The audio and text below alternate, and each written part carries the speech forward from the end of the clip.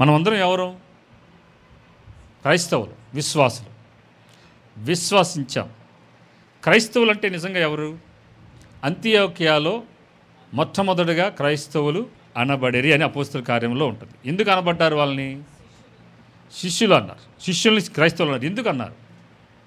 క్రీస్తు యొక్క బోధలని, ఆయన చెప్పిన మాటలని, ఏదైతే ఆ ప్రసంగాలు ఏదైతే ఉన్నాయో, ఆ బోధలు ఏవైతే ఉన్నాయో తూచా తప్పకుండా తమ దైనందిన జీవితంలో దాని ప్రకారం జీవిస్తూ, దాని కొరకే వారి జీవితాన్ని అర్పిస్తూ, అటువంటి జీవన శైలిని కలిగిన వారిని మాత్రమే క్రైస్తవులు అంటారు. ఇప్పుడు ఉదాహరణకు చెప్తున్నాను.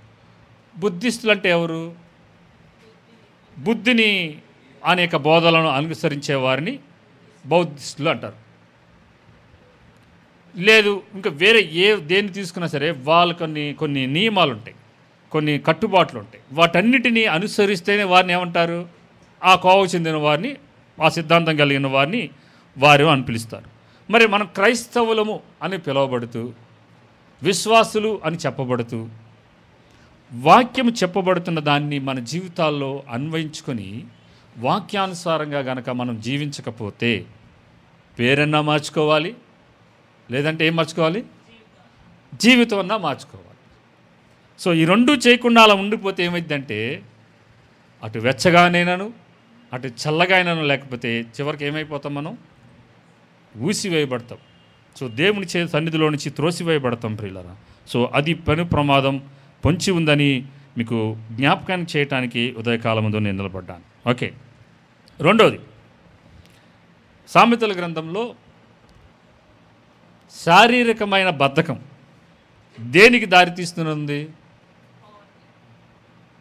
దరిద్రానికి దారితీస్తుందని సామెతల గ్రంథంలో ఉంటుంది. మరి ఆత్మీయమైన బద్ధకం అంటే ఆత్మ సంబంధమైన విషయాలలో గనక మనము బద్ధకాన్ని చూపిస్తున్నట్లయితే అది దేనికి దారితీస్తుందో తెలుసా?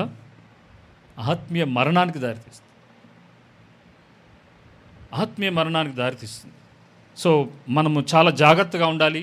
మరి బైబిల్లో హెబ్రీ స్త్రీలు చాలా చురుకైన వారని చెప్పి రాయబడి ఉంటుంది. క్రైస్తవులు అనేవారు కూడా మనం ఎలా ఉండాలి? చురుగ్గా ఉండాలి.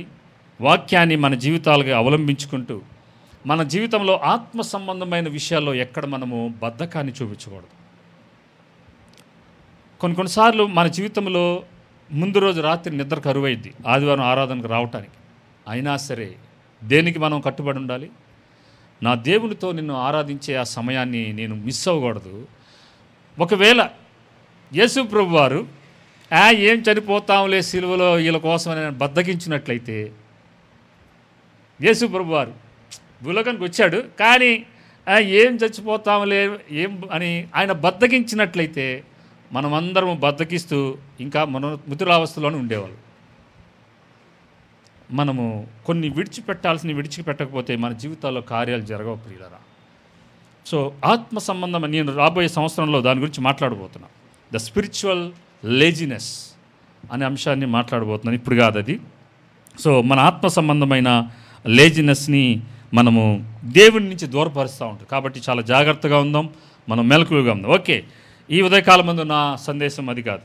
సో మనము ఇంకో పుస్తకంలోనికి వెళ్ళబోవట్లేదు. కొత్త సంవత్సరంలో మనం కొత్త పుస్తకంలోకి వెళ్ళబోతున్నాము.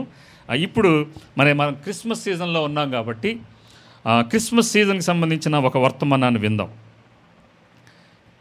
ఏం విందాం? యోహాను సువార్తలోకి వెళ్దాం. యోహాను సువార్త 1వ అధ్యాయం 1 నుంచి 14 ఉన్న వరకు వచనాలు నేను చదువుతాను. తర్వాత మనము ఆ వాక్యాన్ని ధ్యానాంశంలోకి వెళ్దాం. నేను చదువుతున్నాను. అందరూ యోహాను సువార్త 1వ అధ్యాయం 1 నుంచి 14 వరకు వచనాలు నేను చదువుతున్నాను. ఆదియందు వాక్యముండెను, వాక్యము దేవుని యొద్ద ఉండెను, వాక్యము దేవుడై ఉండెను. మీ చేతుల్లో ఉన్నది ఎవరు? దేవుడు అయి ఉన్నాడు. ఆ వాక్యం ఆయనదే ఉంది. ఆయన ఆదియందు దేవుని యొద్ద ఉండెను, సమస్తమును ఆయన మూలముగా కలిగెను. కలిగినదేదియు ఆయన లేకుండా కలగలేదు. ఆయనలో జీవముండెను, ఆ జీవము మనుషులకు వెలుగై ఉండెను. ఆ వెలుగు చీకటిలో ప్రకాశించుచున్నది కానీ చీకటి దానిని గ్రహింపకుండెను. దేవుని యొద్ద నుండి పంపబడిన ఒక మనుష్యుడు ఉండెను, అతని పేరు యోహాను. అతని మూలముగా అందరూ విశ్వసించున్నట్లు అతడు ఆ వెలుగును గూర్చి సాక్ష్యమిచ్చుటకు సాక్షిగా వచ్చాను. అతడు ఆ వెలుగై ఉండలేదు కానీ ఆ వెలుగును గూర్చి సాక్ష్యమిచ్చుటకు అతడు వచ్చాను. ఇక్కడ నుంచి చూడండి, 9వ వచనం నుంచి 14 వరకు వచనాలు చాలా ప్రాముఖ్యమే. చూడండి, నిజమైన వెలుగు ఉండే, అది లోకములోనికి వచ్చుచు ప్రతి మనుష్యుని వెలిగించుచున్నది. ఆయన లోకములో ఉండెను, లోకం ఆయన మూలముగా కలిగెను, కానీ లోకం ఆయనను తెలుసుకొనలేదు. ఆయన తన స్వకీయుల యొద్దకు వచ్చెను, ఆయన స్వకీయులు ఆయనను అంగీకరింపలేదు. తన్ను ఎందరు అంగీకరించరో వారందరికీ, అనగా తన నామమందు విశ్వాసముంచిన వారికి దేవుని పిల్లలగుటకు ఆయన అధికారం అనుగ్రహించను. వారు దేవుని వలన పుట్టిన వారే గాని రక్తము వలనైనను శరీరేచ్ఛల వలనైనను మనుషేచ్ఛల వలన పుట్టినవారు కారు. ఆ వాక్యము శరీరధారి అయి కృపాసత్య సంపూర్ణుడిగా మన మధ్య నివసించను.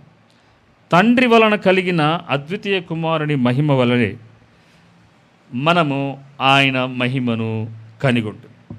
ఇక్కడ నేను చదవబడిన ఈ 14 వచనాల్లో యేసు ప్రభువారు ఈ భూలోకంలోకి రాకమునుపు ఆయన యొక్క దైవత్వం ఏంటో చెప్తున్నాడు. ఏ ఉన్నతమైన మహిమలో ఆయన ఉన్నాడో ఈ యోహాను భక్తుడు యేసు ప్రభువారి హృదయానుసారుడిగా ఉండి దేవుడు యేసు ప్రేమించిన శిష్యుడిగా ఉన్న ఈ యోహాను భక్తుడు ఏం చేస్తున్నాడంటే, ఆయన రొమ్మున అనుకొని కొన్ని ప్రశ్నలు అడిగేవాడు. ఎవరిని? యేసు ప్రభువారిని. పేతురు కనుసైగ చేసి అడుగు అనగానే ఏం చేసేవాడంటే అలా రొమ్మున అనుకొని చాలా ప్రశ్నలు వేసేవాడు. ఆ యోహాను ఏమని రాస్తున్నాడంటే, ఆది యందు ఏముందంట? వాక్యం ఉంది. ఆ వాక్యము ఎవరి దగ్గర ఉంది? ఆ వాక్యం ఏముందంట? దేవుడై ఉండడు. వాక్యం ప్లేస్లో వాక్యం తీసేసి యేసు అని పెడదాం. ఆది యందు ఎవరున్నారు? యేసు ఉండెను. యేసు ఎవరి దగ్గర ఉన్నారు?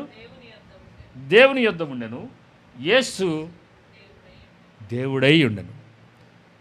ఆయన మహిమలో ఉన్న, ఆయన అనంతుడైన దేవుడుగా ఉండి దైవత్వములో ఉన్న ఈ యేసు ప్రభువారిని మనకు పరిచయం చేస్తున్నాడు.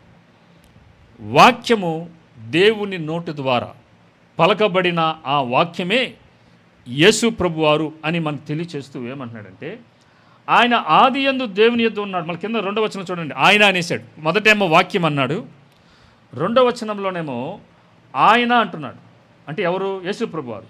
యేసు ప్రభువారు ఆది యందు దేవుని యొద్ద ఉండెను, సమస్తమును యేసు ప్రభు మూలంగా కలిగెను, కలిగి ఉన్నది ఏదియు యేసు ప్రభు లేకుండా కలగలేదు.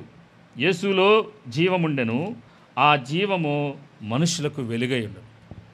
ఇక్కడ ఆయన ఆదిలో, ఆరంభంలో యేసు ప్రభువారు ఎటువంటి మహిమలో, ఆయన ఎటువంటి కార్యాలు చేయగలడో, ఆయన యొక్క సృష్టికర్తగా ఆయనలో సమస్తమును చేయగలిగిన సర్వశక్తి కలిగిన యేసు ప్రభువారిని ఇక్కడ పరిచయం చేస్తున్నాడు. యేసు ప్రభువారు ఆయన తండ్రి, కుమార, పరిశుద్ధాత్మ. ఇంతకుముందు కూడా మనం త్రిత్వాన్ని గురించి చూసాం. 3 వ్యక్తిత్వాలు కలిగిన ఒకే దేవుడిని మనం కలిగి ఉన్నాం. దేవుడు ఒక్కడే. క్రైస్తవులు గుర్తుపెట్టుకోవాలి, మనకు ఉన్నది ఒకటే దేవుడు, కానీ 3 వ్యక్తిత్వాలు కలిగిన ఏకదేవుడిని మనం ఆరాధిస్తున్నాం. దేవుడు తన చిత్తాన్ని వివిధ కాలాలలో, తన చిత్తాన్ని తన సమయంలో తనదైన శైలిలో చేసుకుంటూ వెళ్తూ ఉంటాడు ఆయా కాలాల్లో. సో ఇప్పుడు మానవులకి రక్షణ అనేది జరిగించాల్సి వచ్చినప్పుడు, ఆదాము పాపం చేసి ఎప్పుడైతే పండు తిన్నాడో వెంటనే దేవుడు మానవుల యొక్క విమోచన రక్షణ కార్యాన్ని వెంటనే అక్కడ ప్రవచించేశాడు. మనకందరికీ తెలుసు. సో దానికి నెరవేర్పే ఈ క్రిస్మస్ పండుగ.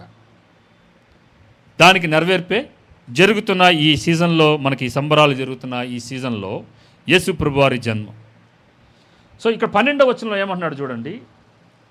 ఇప్పుడు ఇట్లా మహిమలో ఉన్న ఆ దేవుడు 9వ వచనంలో నిజమైన వెలుగు ఉండెను, అది లోకములోనికి వచ్చుచు ప్రతి మనుష్యుని వెలిగిస్తుంది, ఆయన లోకంలో ఉన్నాడు, కానీ లోకం ఆయన మూలంగా కలిగింది. ఇప్పుడు సృష్టి అంతా ఎవరి మూలంగా కలిగింది? యేసు ప్రభు వారి మూలంగా, దేవుడి మూలంగా, తండ్రి అయిన దేవుడి మూలంగా కలిగింది. కానీ ఈ లోకం ఏం తెలుసుకోలేదు, ఆయన్ని తెలుసుకోలేదంట. ఇప్పుడు ఈయన ఎవరి దగ్గరికి వచ్చాడు? తన స్వకీయుల యొద్దకు వచ్చాను. ఆ స్వకీయులు కూడా ఏం చేశారంట ఆయన్ని? స్వకీయులు అంటే ఎవరు? యూదులు. ఆయన ఏ మతములో అయితే, ఏ యూదా మతంలో అయితే జన్మించాడో ఆ యూదులు కూడా ఏం చేశారంటే ఈయన తృణీకరించాడు. ఇప్పుడేమంటున్నాడు చూడండి, తన్ను ఎందరూ అంగీకరించరో వారందరికీ, అనగా అంటే ఆగండం, వారందరికీ అంటే ఎవరెవరు? హిందువులకి, ముస్లిమ్స్కి, అందరూ యూదులు కాని వారందరికీ, యూదులతో సహా వారందరికీ ఏమంటున్నాడంటే తన నామమందు విశ్వాసం ఉంచిన వారికి దేవుని పిల్లలగటానికి ఆయన ఏం చేస్తాడంటే అధికారాన్ని ఇచ్చేశాడు మనకి. సో వారు దేవుని మూలముగా పుట్టిన వారే కానీ రక్తము వలనైనా శరీరేచ్ఛల వలనైనా మనిషి ఏచ్ఛల వలన పుట్టినవారు కాదు. మరి దేవుని వలన మనం ఎలా పుడతాం అది చూడబోతాం. ఈ ఉదయకాలం ముందు అది మనం చూడబోతాం. దాన్ని అర్థం చేసుకోవాలంటే ఇది దేవుని మూలముగా పుట్టాలి అంటే మనము ఇదే యోహాను సువార్త 3వ అధ్యాయంలోకి వెళ్ళాలి. దానికి జవాబు అక్కడ నికోదేము అనే ఒక అధికారి వచ్చి యేసు ప్రభు వారి దగ్గరికి కొన్ని ప్రశ్నలు వేస్తూ ఉంటాడు. చూద్దామా? ఈరోజు ఈ ఒక్క వాక్యదానంలో నుంచి దేవుని వలన మనం ఎలా జన్మిస్తాం అనేది చెప్తున్నాడు. చూద్దాం. నేను మొదట కొన్ని 3 వచనాల వరకు చదివి 4 వచనాలు చదివిన తర్వాత మనము వెళ్దాం, ధ్యానంలోకి వెళ్దాం. 3వ అధ్యాయం చదువుతున్నాను. చాలా జాగ్రత్తగా పదము వెంబడి పదం వినండి. యూదుల అధికారి అయిన నికోదేమును పరిస్సేయుడు ఒకడుండెను.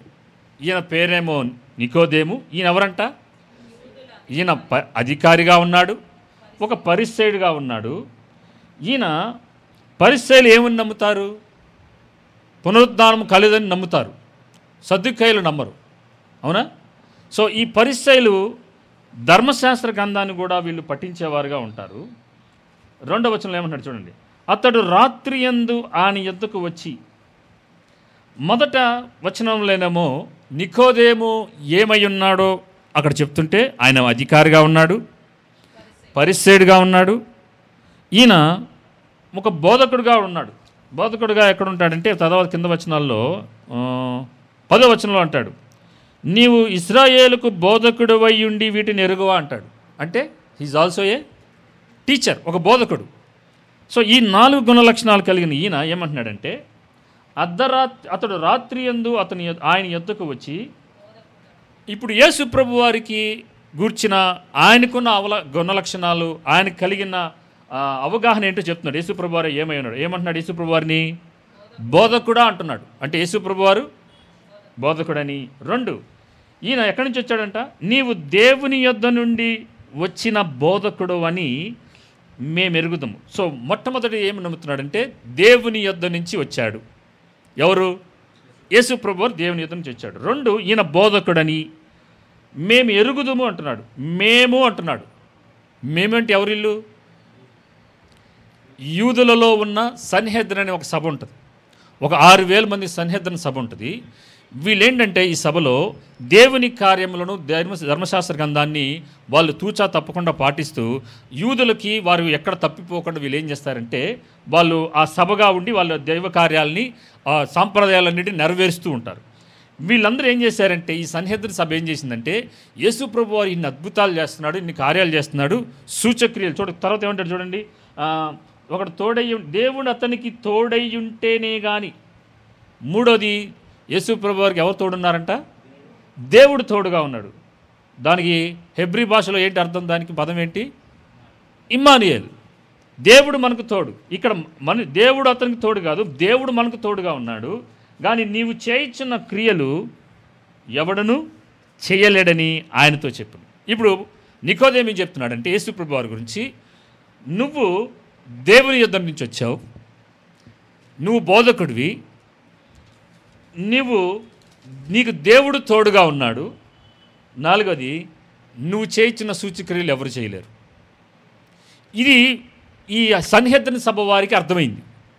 అందుకనే మేము చూచాము అంటున్నాడు, మేము ఎరుగుదుము అంటున్నాడు అని ఏం చేశారండి సన్హెద్రిన సభ వాళ్ళు నికోదేముని ఒక రిప్రజెంట్గా పంపించారు. ఎవరి దగ్గరికి? యేసుప్రభు వారి దగ్గరికి. ఎప్పుడు పంపించారు?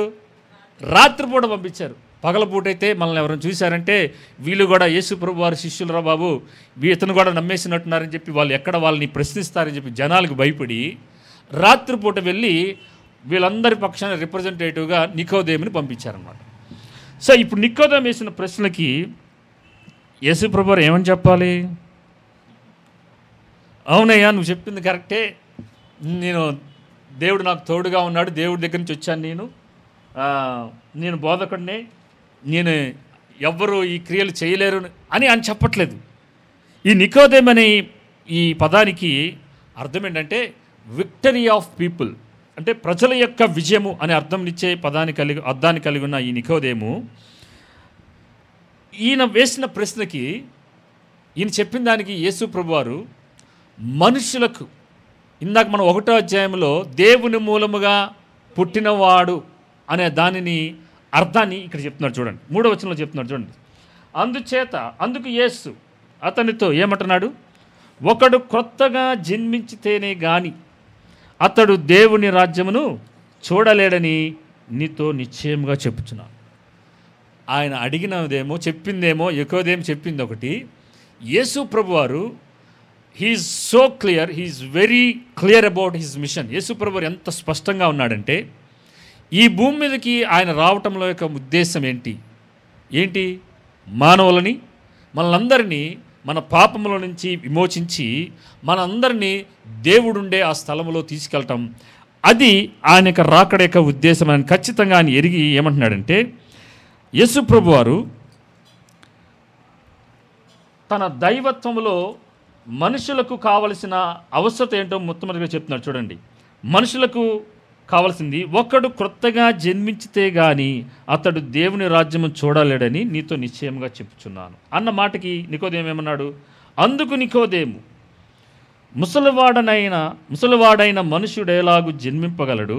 రెండో మారు తల్లి గర్భమందు ప్రవేశించి జన్మించగలడా అని ఆయనను అడుగగా, ఇక్కడ మనకి 2 రకాల జన్మలు కనబడ్డాయా? ఏంటది? ఒకటేమో యేసు ప్రభు వారు చెప్తున్న జన్మ, క్రొత్తగా జన్మించాలంటున్నాడు.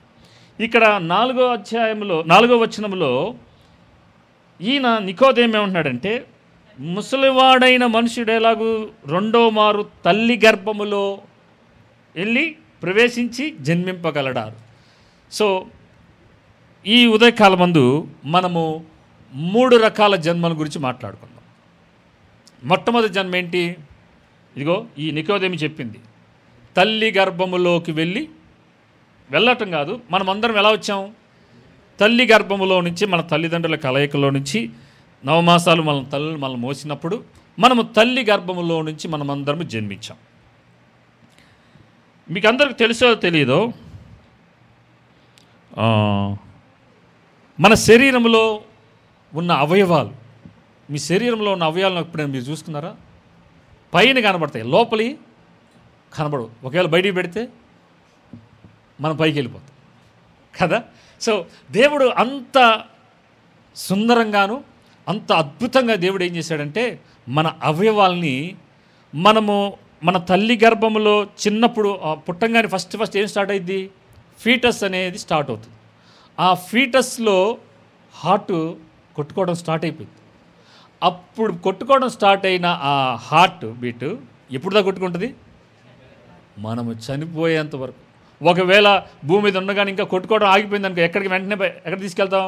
హాస్పిటల్ పరిగెడతాం. 4 వాల్స్ బ్లాక్ అయిపోయినాయండి, బైపాస్ చేయాలా లేదంటే స్టంట్లు వేయాలా ఏదైనా చెప్పి వెంటనే ఆ హార్ట్కి వేయించేస్తాం. లోపల ఉన్న ప్రతి ఆర్గాన్ని దేవుడు ఎంతో ఎంతో అద్భుతంగా తయారు చేశాడు. ఎవరిని? నిన్ను నన్ను.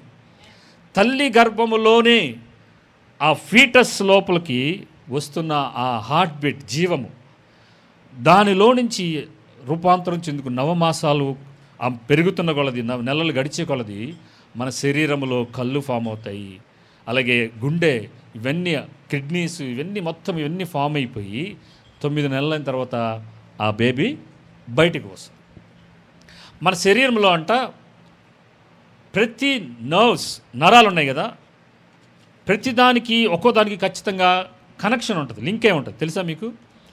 మన శరీరంలో ఉన్న నరాలన్నిటిని గనక బయటికి తీస్తే ఎంత దూరం వెళ్తుందో తెలుసా? 66,000 మైళ్ళ దూరం ఆ నరాలు ఉంటాయంట.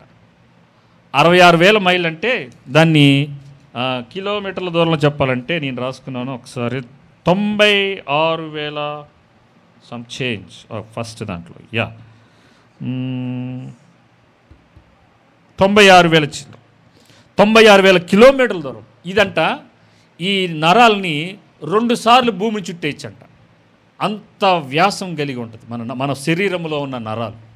ఇంత అద్భుతంగా దేవుడు మన శరీరంలో ఉన్న నాడీ వ్యవస్థనంతటిని ఆయన తయారు చేశాడు.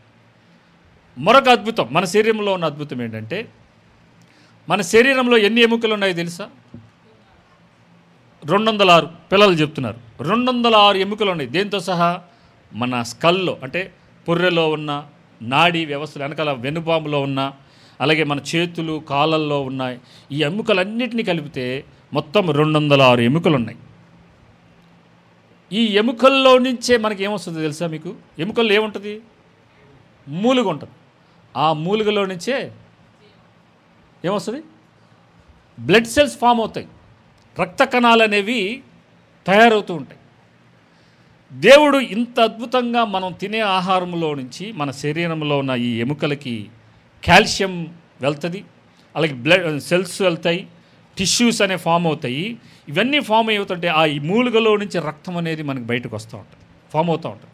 అందుకనే మీకు కాల్షియం డెఫిషియన్సీ ఉందండి, అందుకని ఎముకలు తొందరగా ఇరిగిపోతున్నాయి అంటారు. కాల్షియంతోనే మన ఎముకలు అది పటిష్టంగా ఉంటాయి అన్నమాట.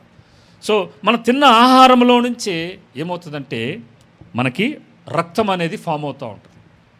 సో ఇటువంటి అద్భుతాలు మీరందరూ నాతో సహా వీఆర్ వాకింగ్ మిరకల్స్.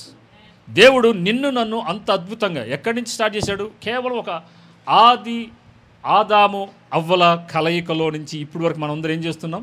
పునరుత్పత్తిలో నుంచి ఎలా కలిగాం? ఒక పురుషుని మూలంగా ఒక స్త్రీ, మన ఆదాము అవ్వల కలయికలో నుంచి అలా అలా అలా అలా పుట్టుకుంటూ వచ్చిన వారమే మనం అందరం. అది ఆగట్లేదు, ఇక పునరుత్పత్తి అనేది జరుగుతూనే ఉంది, నేటికి జరుగుతూనే ఉంటుంది. దేవుడు అంత అద్భుతంగా తల్లి గర్భములో నుంచి మనమందరం ఏమయ్యాం? పుడుతూ వస్తున్నాం, వస్తూనే ఉంటారు. సో ఇంత అద్భుతంగా దేవుడు మొట్టమొదటిగా దేవుడు మనల్ని తయారు చేశాడు.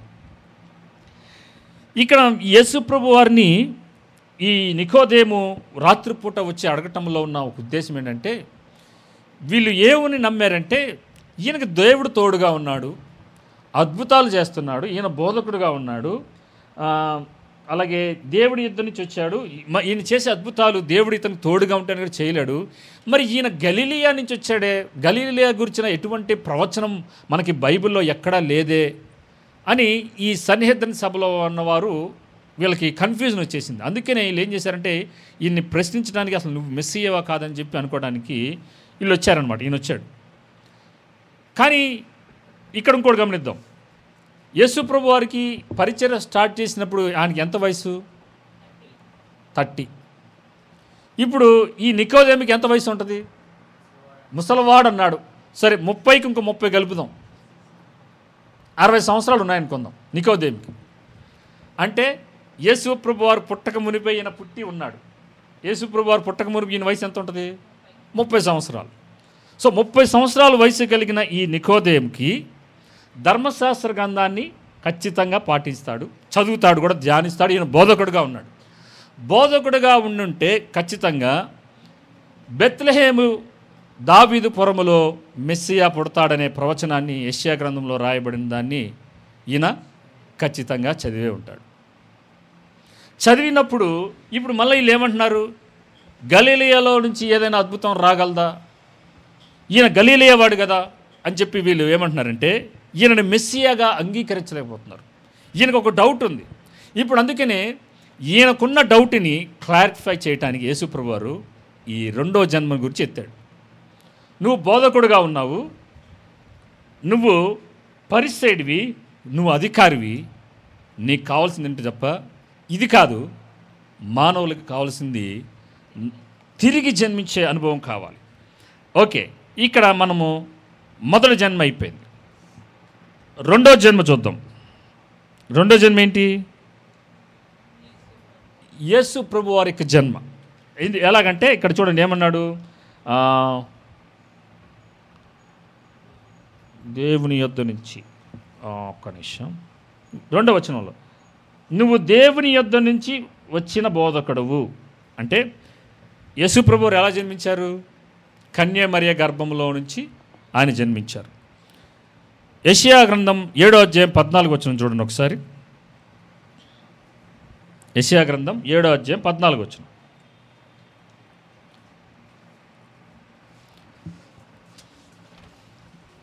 చదువుదామా? యెషయా 7:14. కాబట్టి ప్రభు తానే ఒక సూచన, ఆలకించుడి, కన్యక గర్భవతి అయి ఒక కుమారుని కని. ఎవరు గర్భవతి అవుతారంట? కన్యక గర్భవతి అయి కుమారుని కని అతనికి ఇమ్మానుయేలు అని పేరు పెడతారు. కన్యక గర్భవతి అవటం ఎక్కడైనా మీరు చూసారా భూమి మీద? ఒక్క యేసు ప్రభు వారి యొక్క కాంటెక్స్ట్లో తప్పితే మరి ఎక్కడ? అలాగే లూకాసు వార్త చూడండి ఒకసారి. లూకాసు వార్త 1వ అధ్యాయం 34-35 వచనాలు. లూకాసు వార్త 1వ అధ్యాయం 34-35 వచనాలు. అందుకు మరియా,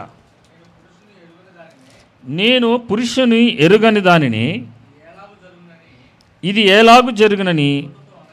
చూడండి, ఒక కన్యక గర్భము ఎలాగ ధరిస్తుందో ఆమె అడిగిన ప్రశ్నకి దూత ఏం చెప్తుందో చూడండి. దూత,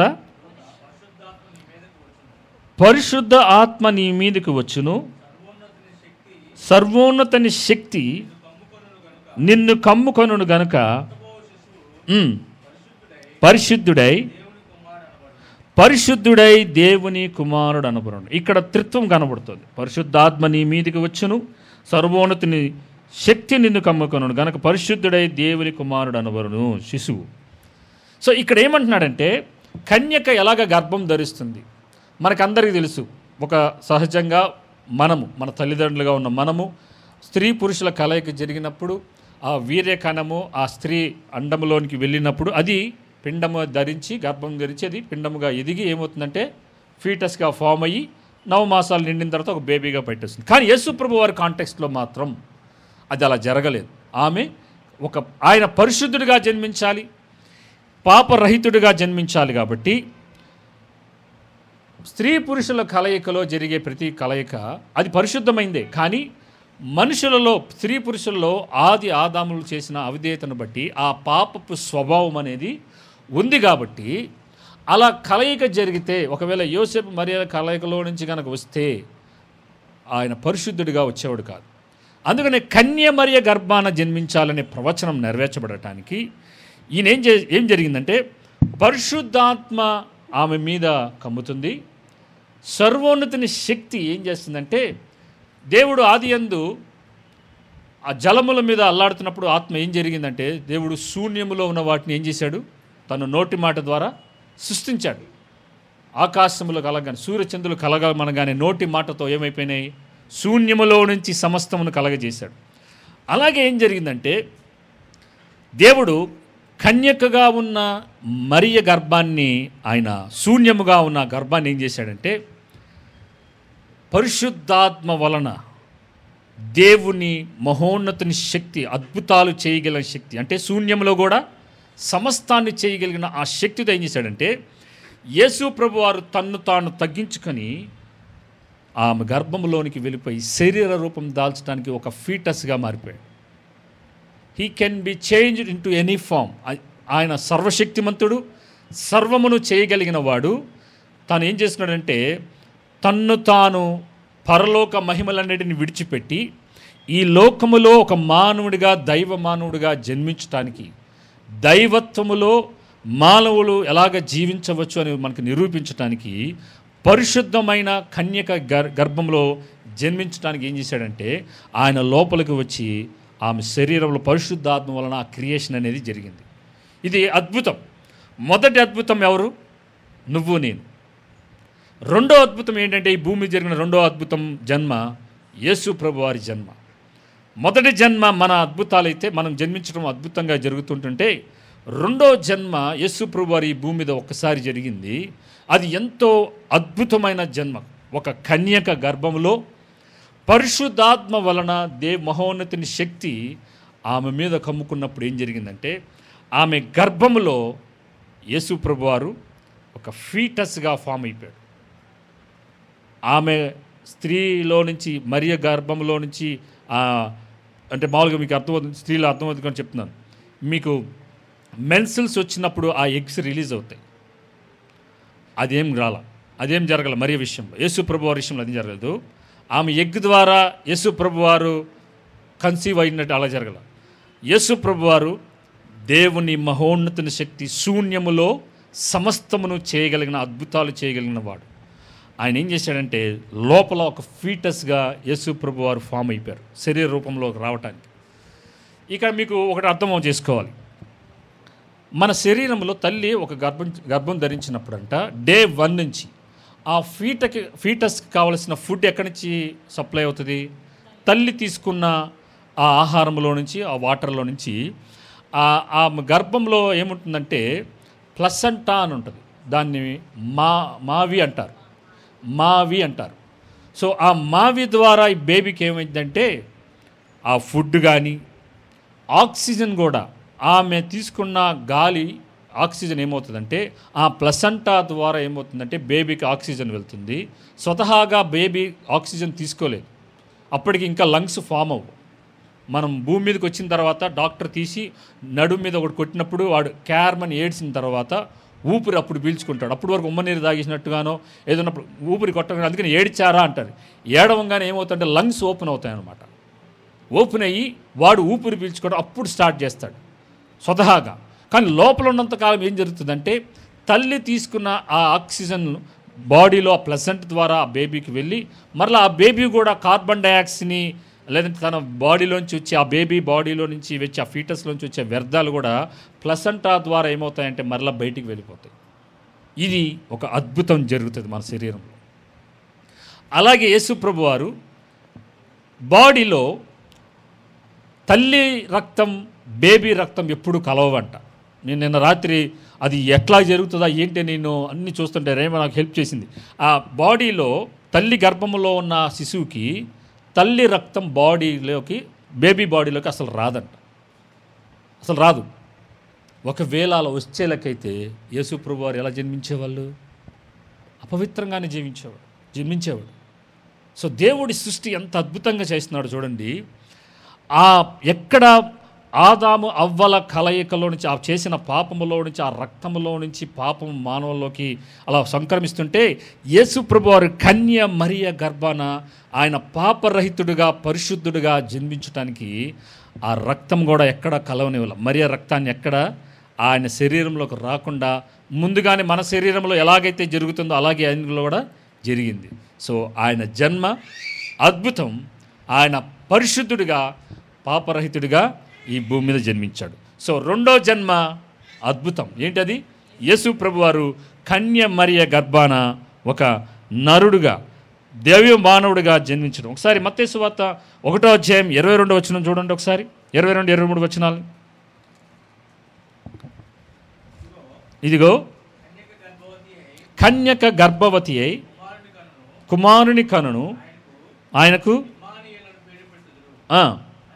అని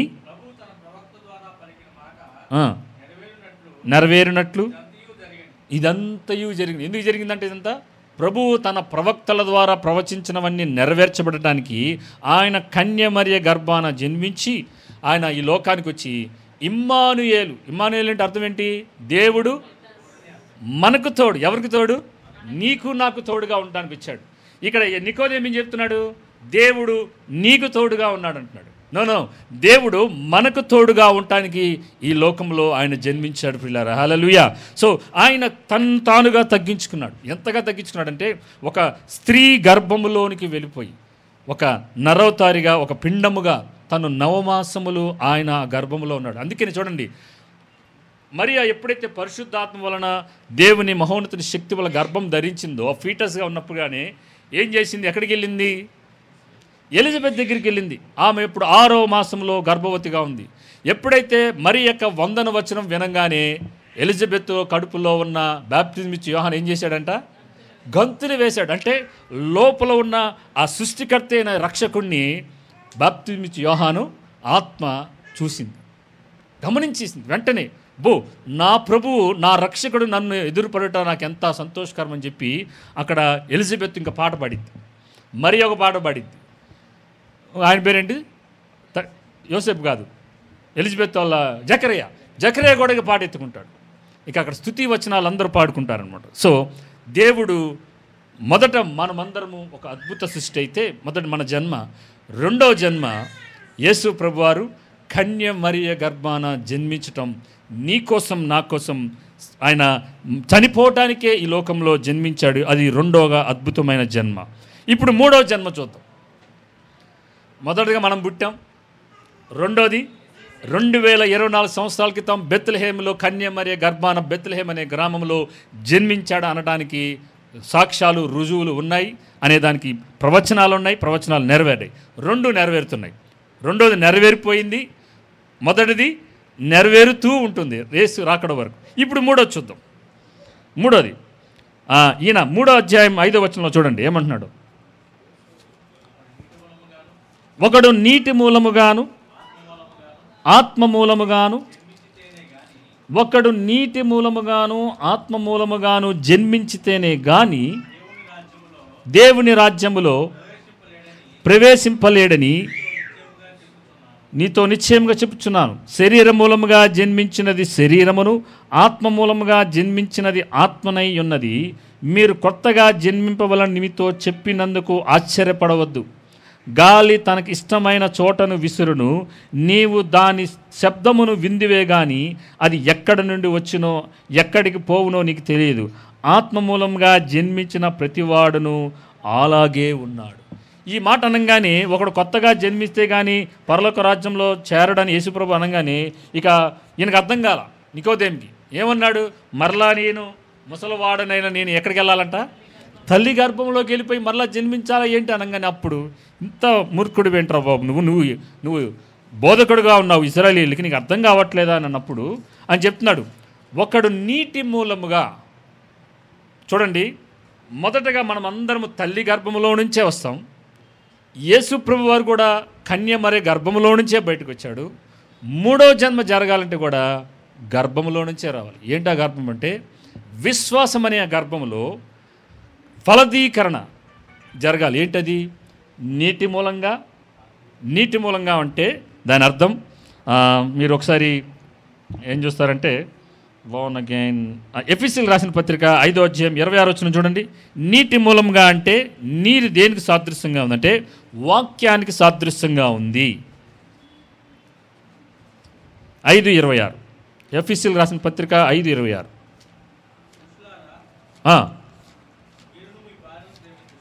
ఎఫెసీయులకు రాసిన పత్రిక 5:26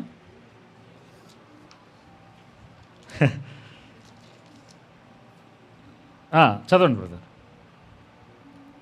బ్రదర్. అదేలే చివరిలో ఉంది 27ది చివరి భాగం కలిసి ఉన్నాయి. చదవండి. అటువలే సంఘమును ప్రేమించి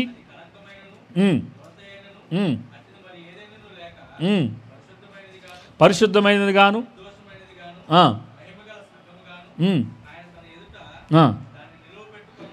అలా నిలవబెట్టుకోవాలని ఏం చేశాడంట?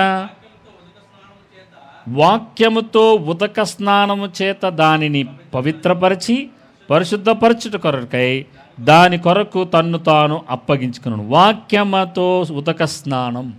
వాక్యం అనేది నీటికి సాదృశ్యంగా ఉంది. సో నీటి మూలంగా అంటే దైవజనులు సువార్తను వాక్యమును ప్రకటించినప్పుడు ఏం జరుగుతుందంటే మన విశ్వాసం అనే గర్భంలోనికి ఈ వాక్యము, అలాగే రెండోది ఆత్మ మూలంగా పరిశుద్ధాత్మ దేవుడు ఏం చేస్తాడంటే, మీరు ఏ వాక్యంతో అయితే మీరు కడగబడుతూ ఉంటారో ఆ కడగబడుతుండగా పరిశుద్ధాత్మ దేవుడు ఏం చేస్తాడంటే మీ హృదయంలో కార్యం చేస్తాడు. ఒక నూతనమైన హృదయాన్ని దేవుడు మీకు ఆపాదిస్తాడు. అప్పుడు యేసు ప్రభు వారి జీవితంలో ఆ యేసు ప్రభు వారు కన్యమర్య గర్భాన జన్మించడానికి పరిశుద్ధాత్మ దేవుడు సర్వోన్నతుని దేవుని శక్తి ఎలాగైతే వారిని కమ్ముకున్నాయో, మనము రక్షణ పొందుతున్నప్పుడు వాక్యం అనే ఈ నీటితో మనం స్నానం చేయబడుతున్నప్పుడు, ఆ వాక్యంతో మనం కడగబడుతున్నప్పుడు ఏమవుతుందంటే పరిశుద్ధాత్మ దేవుడు వచ్చి మన హృదయాలలో కార్యం చేస్తాడు. అదే తిరిగి జన్మించటం. సో ఇది ఎక్కడ జరుగుతుంది?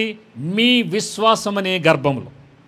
మీరు ఎప్పుడైతే విశ్వసిస్తారో ఆ విశ్వసించినప్పుడు ఏం చేస్తారంటే వాక్యాన్ని వింటారు.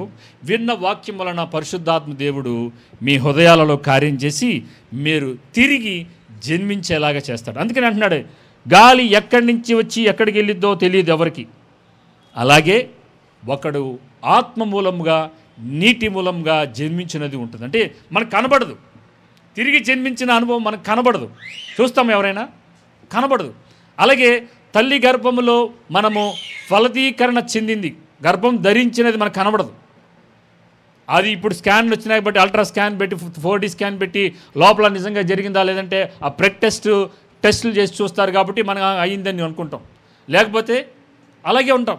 అలాగే యేసు ప్రభు వారి గర్భము కూడా ఆయన కన్యమర్య గర్భాన అది అద్భుతమైన రీతిలో జరిగింది. సో మనము కూడా ఈ మూడో జన్మ, 3 miracles ఆన్ ద ఎర్త్.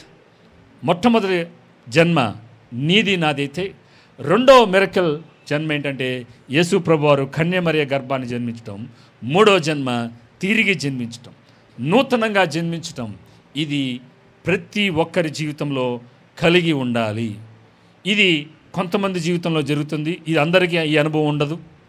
ఎందరైతే చదువుతాం, కింద వచనాలు చూద్దాం. యోహాను సువార్త 3వ అధ్యాయంలో కింద వచనాలు చూద్దాం. 10వ వచనం చూస్తున్నాను. నీవు ఇజ్రాయేలు ఇట్లా నన్ను, నీవు ఇజ్రాయేలునకు బోధకుడు వేయండి, వీటిని ఎరుగవా? మేము ఎరిగిన సంగతియే చెప్పుచున్నాము, చూచిన దానికే సాక్ష్యం ఇచ్చున్న మా సాక్ష్యము మీకు అంగీకరింపబడని మీతో నిశ్చయంగా చెప్పుచున్నాను. భూ సంబంధమైన సంగతులు నేను మీతో చెప్పితే మీరు నమ్మకున్నప్పుడు పరలోక సంబంధమైన మీతో చెప్పినడలా ఎలాగో నమ్ముదురు? మరి పరలోకము నుండి దిగి వచ్చిన వాడే, అనగా పరలోకములో ఉండు మనుష్య కుమారుడే తప్ప పరలోకమునకు ఎక్కిపోయిన వాడెవడు అని చెప్పి ఈ రక్షణ కార్యాన్ని ఎలా నమ్మాలి, ఎలా కలుగుతుంది, తిరిగి జన్మించే అనుభవం చెప్తున్నారు. చూడండి, అరణ్యములో మోషే సర్పమును ఎలాగూ ఎత్తెనో అలాగే విశ్వసించు ప్రతివాడు నశింపక ఆయన ద్వారా నిత్య జీవం పొందినట్లు మనుష్య కుమారుడు ఎత్తబడాలి. ఎత్తబడడం అంటే ఏంటి? సిలువ వేయబడాలి. యేసు ప్రభువు వారు పుట్టింది మన పాపముల కోసం చనిపోవటానికే. ఎప్పుడైతే ఆ ఎత్తబడతాడో అప్పుడే ఏం చేయాలంట? 16 చూడండి, దేవుడు లోకమును ఎంతో ప్రేమించెను కాగా ఆయన తన అద్వితీయ కుమారునిగా పుట్టిన వాని యందు విశ్వాసముంచు ప్రతివాడును నశింపక నిత్యజీవం పొందినట్లు ఆయనను అనుగ్రహించను. లోకము తన కుమారుని ద్వారా రక్షణ పొందుటకే గాని లోకమునకు తీర్పు తీర్చుటకు దేవుడు ఆయనను లోకములోనికి పంపలేదు. ఇది మొదటి రాకడ. ఎందుకంటే లోకాన్ని తీర్పు తీర్చడానికి రాలేదు, కానీ తన కుమారుని ద్వారా రక్షణ కలిగించడానికి ఆయన ఏం చేయబడ్డాడు? ఎత్తబడ్డాడు. సిలువలో ఆయన నలకొట్టబడి మరణించబడి ఆయన సిలువ వేయబడి లెగటం ద్వారా మనుషులకి మనకి ఏం కలుగుతుంది? నూతన జన్మ, తిరిగి జన్మించే అనుభవం ఎలా కలుగుతుందంటే, ఎస్, నా పాపముల కోసం యేసు ప్రభు వారు చనిపోయారు, ఆయన సిలువలో మరణించాడు, నా పాపముల కోసం మరణించాడని ఎప్పుడైతే నువ్వు విశ్వాసంతో దాన్ని అంగీకరిస్తావో వెంటనే ఏం జరిగిద్ది? వాక్యం అనే ఉదక స్నానం, వాక్యం వచ్చి నిన్ను పరిశుద్ధపరిచి పరిశుద్ధాత్మ దేవుడు ఏం చేస్తాడంటే నీ హృదయంలో ఒక నూతనమైన కార్యాన్ని జరిగిస్తాడు. అప్పుడు మనమందరం తిరిగి జన్మిస్తాం. ఈ మూడో జన్మ మొదటి 2 జన్మలలో ఉన్నాయని నమ్ముతున్న మనకి ఈ మూడో జన్మ ఖచ్చితంగా కావాలి. ఈ మూడో జన్మ కనుక ఖచ్చితంగా లేకపోతే మనమందరము ఒకసారి జన్మించాం కానీ 2 సార్లు చనిపోవాల్సి వస్తుంది. మనమందరము రెండో జన్మ లేకపోతే, తిరిగి జన్మించే మారు మనసు పొందే అనుభవం కనుక మనకు లేకపోతే మనమందరము 2 సార్లు చనిపోవచ్చు. అలా కాకుండా మనము 2 సార్లు జన్మించినట్లయితే, అంటే మొదటిది తల్లి గర్భంలో నుంచి జన్మించి, రెండోది మారు మనసు పొంది క్రీస్తు యేసు నా పాపముల కోసం ఆయన ఎత్తబడి సిలువలో మరణించాడని ఎప్పుడైతే నమ్ముతామో, దేవుడు ఎందుకు పంపించాడంటే యేసు ప్రభు వారిని లోకాన్ని రక్షించటానికి, తనతో తన కుమారునితో సమాధానం చేసుకోవడానికి, మనల్ని ప్రేమించి తన అద్వితీయ కుమారుని వలన విశ్వాసం ఉంచు ప్రతివాడు, అక్కడ ఏమంటున్నాడు 3:16 విశ్వాసం ఉంచే ప్రతివాడు, ఎవరైనా సరే, ఏ జాతి అయినా, ఏ తెగ అయినా, ఏ మతమైనా సరే, విశ్వాసం మాత్రం ఉంచితే చాలు, నశింపక నిత్య జీవం పొందినట్లు ఆయన మనకు అనుగ్రహించాడంట. ఆయన మన కోసం ఎందుకు ఇచ్చాడంటే, 2024 సంవత్సరాల క్రితం ఈ లోకంలో ఆయన ఎందుకు జన్మించాడంటే, మనము నశించిపోకూడదని, ఆయన ఉండే స్థలములో మనం ఉండాలని ఆ పరలోకాన్ని విడిచిపెట్టి ఈ లోకానికి వచ్చాడు. He left his divinity to give us his divinity to the humanity. ఆయన తన పరలోకంలో ఉన్న దైవత్వాన్ని విడిచిపెట్టి మనుషులు అయిన మనకి ఆ దైవత్వాన్ని ఇవ్వటానికి ఆయన నరవతారిగా మనుషుడిగా ఈ లోకంలో జన్మించాడు. మరి ఆ దైవత్వంలోనికి పాలిభాగస్తులు అవ్వాలంటే, ఆ పరలోకంలో ఆయన ఉండే స్థలంలోనికి వెళ్ళాలంటే, మనుషులంగా స్త్రీ గర్భంలో జన్మించిన మనము కన్య మరియ గర్భాన్ని యేసు ప్రభు వారు జన్మించాడని, ఆయన సిలువలో మరణించాడని ఎప్పుడైతే నోటితో ఒప్పుకొని హృదయంలో విశ్వసించి విత్తబడిన వాక్యానికి మీరు ప్రతిస్పందించి పరిశుద్ధాత్మ వలన మీరు ఎప్పుడైతే కడగబడతారో మీరేమవుతారు? తిరిగి జన్మించబడతారు. ఈ 3 జన్మలు అద్భుతం. 3 miracle births in this earth are so different. ఈ భూమి మీద జరుగుతున్న ఈ 3 జన్మలు ఎంతో ఉన్నతంగా జరుగుతున్నాయి ప్రియులారా. సో నా చివరి మాట, are you sure about your first birth? మీరు మొదటి జన్మ మీకు కలిగిందని నమ్ముతున్నారా? పుట్టాం, ఖచ్చితంగా మనకు జరిగింది. మరి 2వ జన్మ యేసు ప్రభు వారు ఈ లోకంలో కలిగింది. కన్య మరియ గర్భాన్ని జన్మించాడు, మీరు నమ్ముతున్నారు దాన్ని? ఎస్. మరి 3వ జన్మ ఆయన ఆఫర్ చేస్తున్నాడు మనకి, తిరిగి జన్మించమని. మరి ఎంతమంది దానిని కలిగి ఉన్నాం? ఎంతమంది దాన్ని పోస్ట్పోన్ చేస్తున్నాం? ఎంతోమంది మన కుటుంబాల్లో ఈ తిరిగి జన్మించని అనుభవం లేని బిడ్డలు మన కుటుంబాల్లో ఉన్నారు. మన బంధువులు ఉన్నారు, మన స్నేహితులు ఉన్నారు, మన ఇరుగు పొరుగు వారు ఉన్నారు. వారందరికీ తెలియచేయవలసిన బాధ్యత నా మీద ఉంది. ఇన్ దిస్ క్రిస్మస్ సీజన్, ఈ క్రిస్మస్ సీజన్లో మనము ఏం చేయాలంటే, మన తోటి వారికి దేవుడు ఇమ్మానుయేలుగా నీకు నాకు తోడుగా ఉండటానికి, ఆయన సిలువలో మరణించటానికే నీ కోసం నా కోసం ఆయన 2024 సంవత్సరాల క్రితం కన్య మరియ గర్భాన జన్మించాడు. చెప్పండి, వీఆర్ సో మిరకల్స్.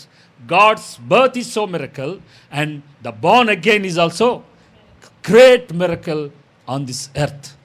సో ఎంత అద్భుతాలు దేవుడు మన జీవితాల్లో చేయటానికి ప్రేరేపించింది కేవలం తన ప్రేమ మాత్రమే.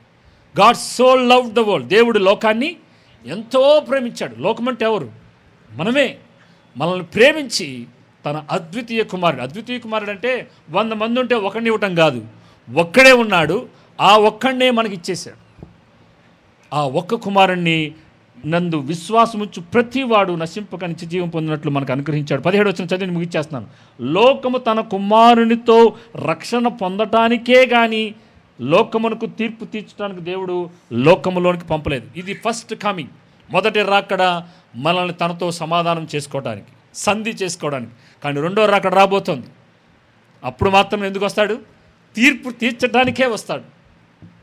So first birth is to save us and the second coming is to judge us. So మనం తీర్పు తీర్చడానికి రాబోతున్నాడు. ఆయన రాకడకు మునిపే మనమందరం ఏం చేయాలి? తిరిగి జన్మించిన అనుభవంలో ఉన్నవారందరూ మన ఆత్మ జీవితాలను, మన ఆత్మీయతను కాపాడుకుంటూ ఇటువంటి తిరిగి జన్మించని అనుభవం లేని వారికి పరిచయం చేసి ప్రకటించి దేవుని రాజ్యంలోనికి నడిపించవలసిన బాధ్యత క్రైస్తవులుగా, క్రీస్తు వాక్యాన్ని, ఆయన మాటలను, ఆయన బోధనలు అనుకరిస్తున్న మనకందరికీ ఉన్నదని ప్రభుపేట మనం చేస్తూ ఈ 3 జన్మలని మీరు కలిగి, అవగాహన కలిగి అనేకులకి మీరు ప్రకటించాల్సిందిగా ప్రభుపేట మీకు మనం చేస్తూ ఈ నా మాటలు ముగిస్తున్నాను. ఆమేన్. దేవుడు ఈ కొద్ది మాటలను దీవించునుగాక. మనం ప్రార్థన చేసుకుందాం. Thank you Jesus. Thank you lord.